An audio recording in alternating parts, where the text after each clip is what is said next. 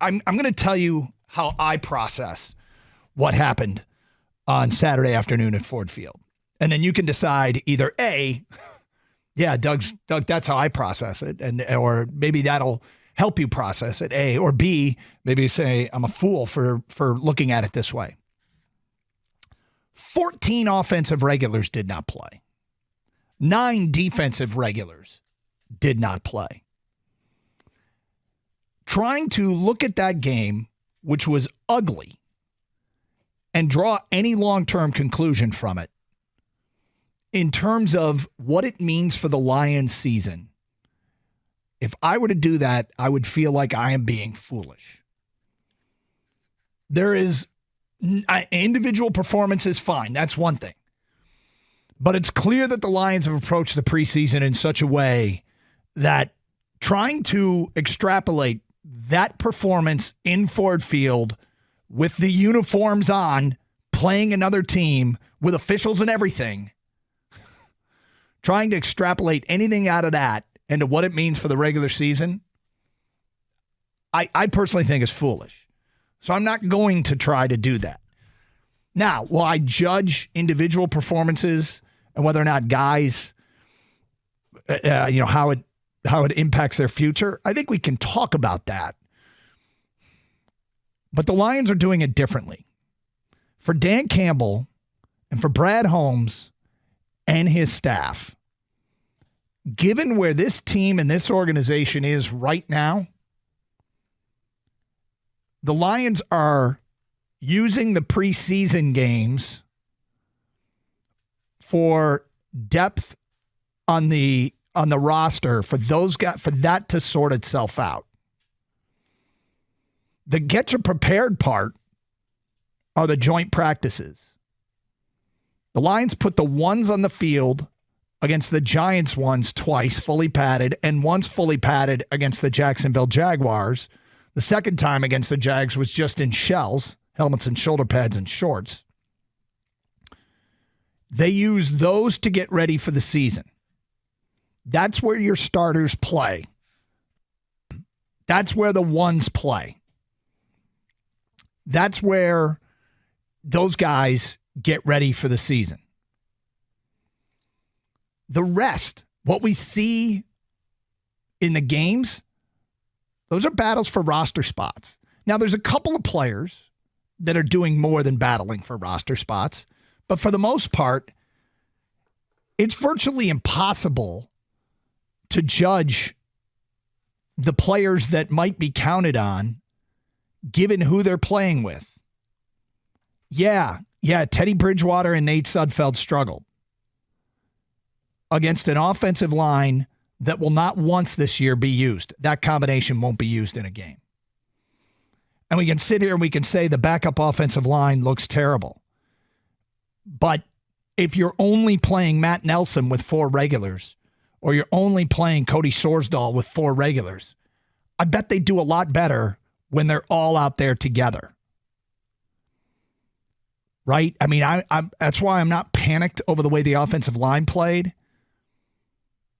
I'm not particularly panicked about the offense basically looking inept for most of the day, because those combinations that were on the field aren't going to be used in the regular season. Now, we'll get into some of the position battles and some of the battles on the depth chart. But, 14 offensive regulars didn't play. Defensively, 9. 9 didn't play. And it was interesting who did, and that Jack Campbell played as much as he did. But all the first 4 rookies that were taken in the first 2 rounds, those guys all sat out. Talking about Jahmyr Gibbs. Talking about Brian Branch. Oh, Brian Branch played, did he? No, he didn't play. My bad. Brian Branch didn't play, and Sam Laporta didn't play. Now, we can debate whether this is the right or wrong thing to do, because you've got Andy Reid over there in Kansas City, who's, at this point in his career, he's like a coaching yogi, and he played Patrick Mahomes 3 series. In Buffalo, Josh Allen played 3 series. Russell Wilson played in Denver. Is it Is it smart what they're doing? Is this the new model? Is this model only being used because it applies to this team? Like, I'm thinking this through. Is this going to be Dan Campbell's philosophy when it comes to preseason? Joint practices to work the starters, games to work the depth and to make cuts? Or is it just because, hey, I got a team that I know what I have for the most part, and I know what I'm going to get out of them for the most part, and I'm not going to risk them in game situations. We'll get our work done in the joint practices. Is this going to cost them? Because if they hold this core group of players out, and we don't know that they will or they won't, but they got one more preseason game coming up Friday at Carolina, and if they don't play, then they jump right in with the defending Super Bowl champions 2 weeks from Thursday without having played any preseason games. And the question becomes, is the joint practice work, which we've watched, and you know what it looks like? It looks like football's being played, starter on starter. It's just a little weird because, you know, there's coaches standing on the field and there's players on the field, and it's a practice, but they're just not doing it in front of the fans. And I think this is where you can question a little bit what's going on. Because you know what I never heard? Sam Laporta dropped the pass. Didn't hear that. Didn't see that. Now, I'm sure he probably did at some point in training camp. But the first pass thrown to him in a stadium with fans, he dropped. Now, this isn't the end of Sam Laporta, but just think about that, right? Getting used to live game action is a part of being a rookie. And some of these rookies are basically having their live game snaps in the preseason. They're not getting many of them. Now, maybe that changes Friday.